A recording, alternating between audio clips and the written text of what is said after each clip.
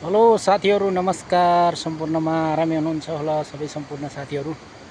आज चाहिँ म आफ्नो खेततिर आएको छु। हेर्न सक्नुहुन्छ मेरो खेत, धान खेत। पानी यताबाट आउँछ, हेर्नुहोस् है। यो राम्रो दृश्य देख्न सक्नुहुन्छ। यता माथि लेकतिर पारी देख्न सक्नुहुन्छ तपाईहरुले।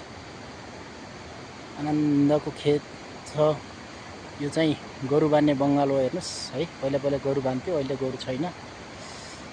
हेर्न सक्नुहुन्छ। टक्क सुन्दर ठाउँ। यहाँ फेरि कविलीहरू टन्नै खोलेछ, हेर्न सक्नुहुन्छ कविलीहरू।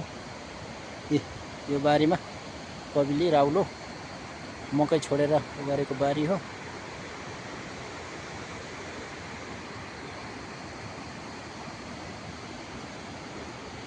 सबै रमाइलो ठाउँ, एकदम आनन्दको, पुरा हरियाली, वनपाखा देख्न सक्नुहुनेछ।